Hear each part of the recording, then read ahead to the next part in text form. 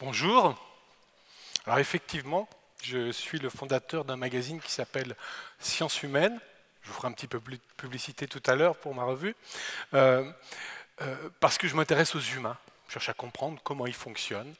Et j'ai inventé une discipline qui s'appelle l'humanologie, parce que les sciences humaines, c'est de la sociologie, de l'histoire, de l'économie, de la linguistique, mais l'être humain, il n'est pas composé comme un millefeuille, avec des strates de langage, une strate d'économie, une strate de psychologie.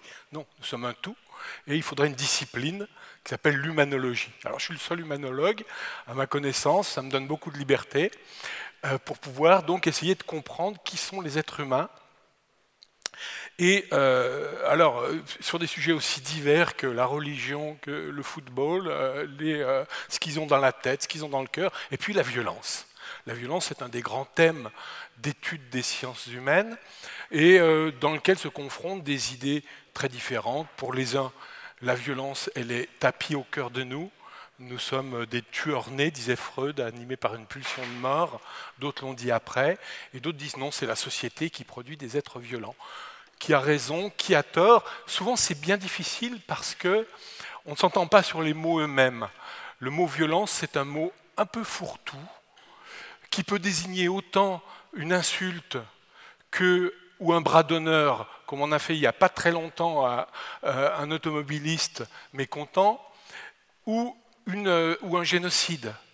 Ça peut être une violence physique, avec du sang qui coule, avec des morts, et ça peut être aussi du harcèlement moral qui peut être aussi dévastateur sur le plan psychologique alors qu'il n'y a pas de coup porté.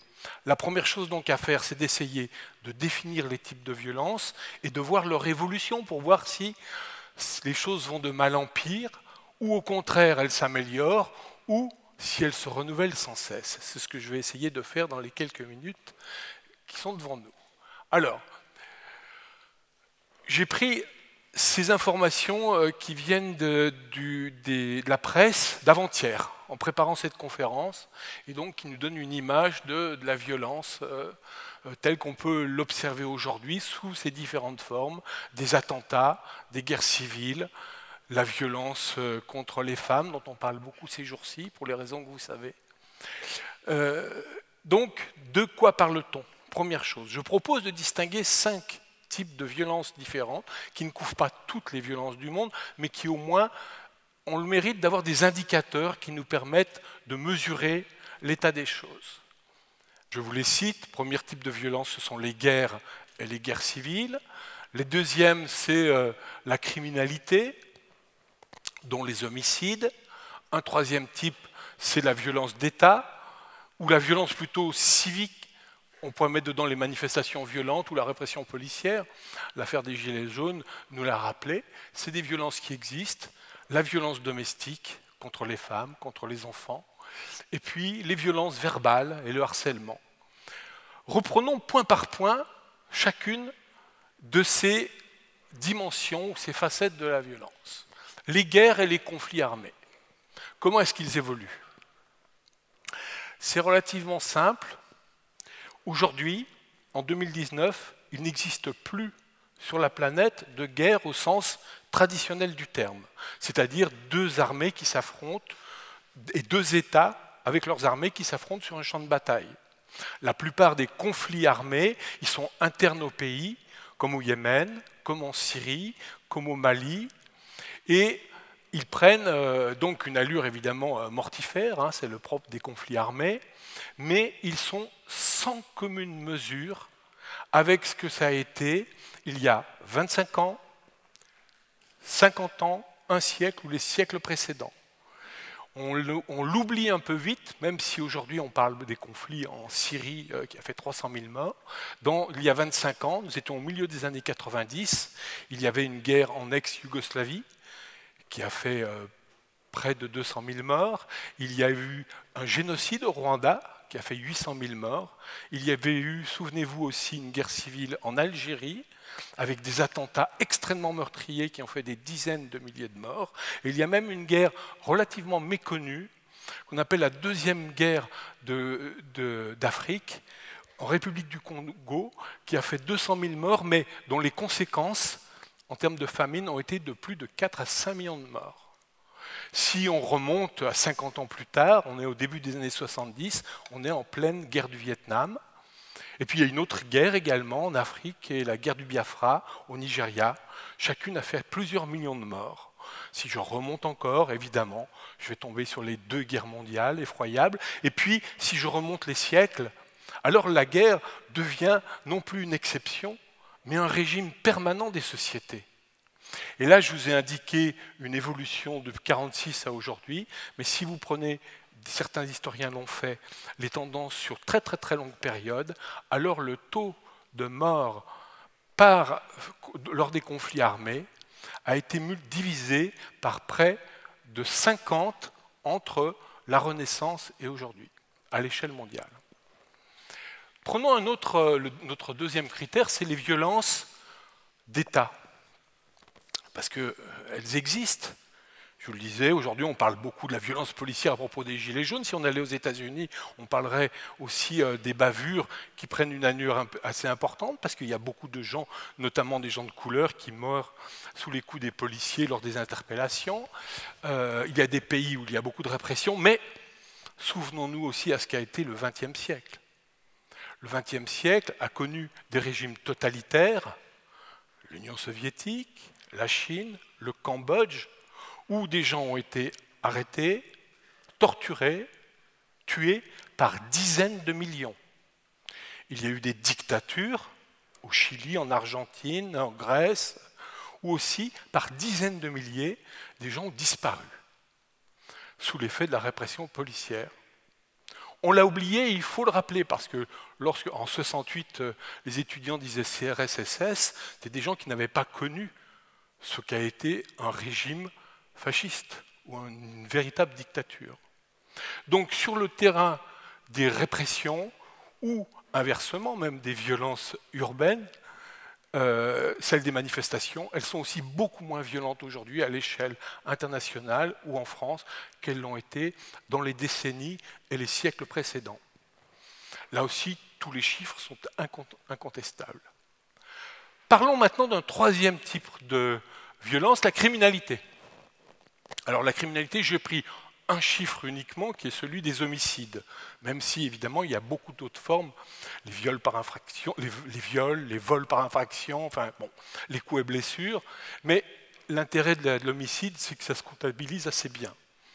Là encore, en France, par exemple, vous avez entre environ 800 et 1000 homicides par an, tout compris. Des règlements de compte, comme il y en a souvent à Marseille, en passant par ce qu'on appelle aujourd'hui le féminicide, puisque c'est à l'ordre du jour. On parle aussi des infanticides, et puis les conflits querelleurs, des fins de soirée arrosées qui tournent mal avec un couteau ou un coup de fusil. Bon. Ça donne environ, voilà, 800, enfin, les attentats. Rien que les attentats du Bataclan ont fait augmenter de 15% le taux d'homicide en France en 2015. Ce chiffre, il est relativement stable depuis une dizaine d'années, mais il était le double à la fin des années 80, 1500. Il était 4 fois supérieur dans les années 60, et il était, alors là, si on prend sur les longues générations, vous voyez, sur les siècles, le taux d'homicide pour 100 000 habitants, alors là, il a considérablement chuté. Pourquoi? Parce que, l'État fait son travail, et permet moins aux gens de régler leurs comptes par eux-mêmes. Et c'était encore fréquent, dans les années 60, de régler à coups de fusil dans les villages les affaires de famille ou les affaires de voisinage, ou de se faire justice soi-même contre les voleurs qui venaient cambrioler. Tout ça a amené à une chute importante du taux d'homicide. En France, c'est vrai aussi dans la plupart des pays occidentaux. Même si, et c'est la deuxième tendance très importante, il y a des différences considérables d'un pays à l'autre. Entre le Japon, où il y a eu en 2016 30 homicides, et les États-Unis, où il y en avait 30 000, les différences sont considérables. Donc la tendance générale, c'est la baisse, mais des disparités considérables. Vous voyez ici dans le deuxième tableau quelques chiffres qui montre le taux d'homicide par pays. Si vous prenez d'ailleurs les départements en France, vous trouverez à peu près les mêmes différences entre la région PACA et la Corrèze.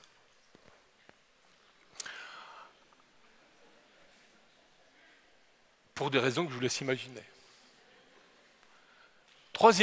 Quatrième type de violence, il s'agit des violences domestiques. Alors justement, les violences domestiques, c'est un terme, c'est un euphémisme pour parler en général des hommes qui cognent sur leurs femmes et sur leurs enfants. Donc, c'est à l'ordre du jour. Là encore, par contre, ce qui est très difficile de mesurer, parce qu'on n'a pas de statistiques au long cours. Parce que les statistiques policières sont assez récentes et les enquêtes dites de victimologie sont assez récentes aussi.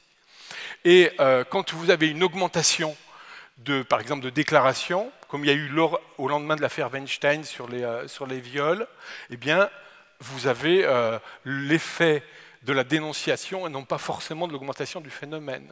On a même donc tendance à penser que plus on parle d'un phénomène, plus on va se plaindre, plus on va dénoncer, plus donc les faits sont comptabilisés.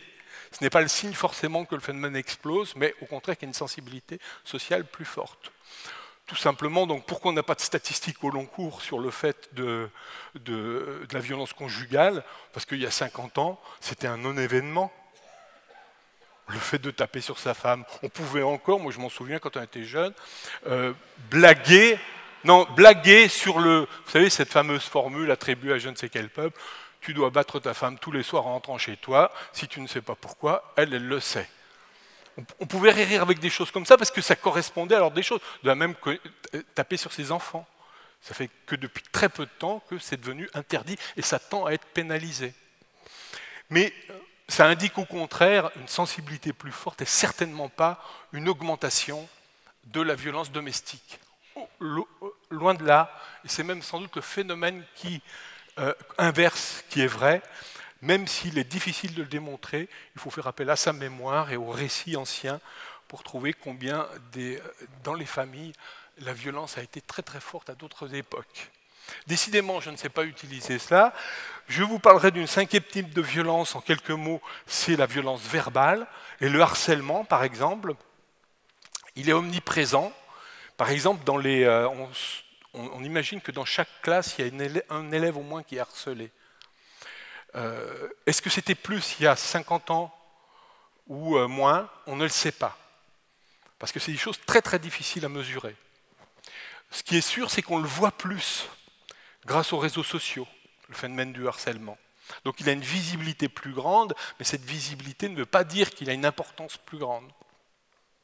Et au contraire, là encore, comme pour la violence sur les femmes, le fait qu'on en parle pourrait indiquer qu'il pourrait y avoir une baisse de pression sur ce type de violence. Alors au final, quand on résume ces 5 types de violence, eh bien on s'aperçoit que sur à peu près tous les paramètres, elles chutent, elles diminuent. Ça y est, j'y suis, c'est le bon cette fois. On est dans un monde qui globalement est beaucoup plus pacifié qu'il ne l'était. Moins de guerre, moins de violence conjugale, moins de répression, moins de... Et c'est étonnant parce qu'on le vit au contraire comme si on était dans un monde qui était à feu et à sang. Comment se fait-il qu'il y a ce paradoxe entre un monde pacifié et une vision extrêmement noire et sanglante? Alors d'abord, parce qu'il y a 3 réponses à mon avis. D'abord, il reste quand même si le monde se pacifie globalement, il reste des poches d'ultra-violence. Il reste bien le Yémen, la Syrie, il reste bien des gens au Mexique ou au Honduras, des cartels qui tuent, qui torturent et qui provoquent la terreur. Mais on en parle beaucoup. Et donc le deuxième phénomène, c'est celui des médias. Bien sûr que les médias ont tendance à extrapoler les phénomènes. C'est leur rôle. Les médias adorent les avions qui tombent, adorent les inondations, adorent les incendies, parce que c'est ce qui les fait vivre. Mais aussi, si les médias font ça, c'est parce que ça nous intéresse, il faut être honnête. C'est parce que l'être humain aussi, peut-être qu'il trouve son compte à entendre parler de cela. Parce que jamais on a aussi autant lu de romans policiers, vu de séries policières, de crimes, d'histoires de serial killers, comme si les êtres pacifiques, pacifiés que nous sommes, qui s'est battu récemment dans cette salle, à coups de poing, je veux dire, ou a reçu des coups, nous sommes tous des êtres pacifiques qui adorons regarder les histoires de bad boy ou de bad girl. Puisque mon prédécesseur a parlé de mythologie, je dirais presque que nous sommes devenus des anges, mais on adore les histoires de démons. Et c'est ce qui donne peut-être ce décalage considérable entre la réalité et la perception que l'on a.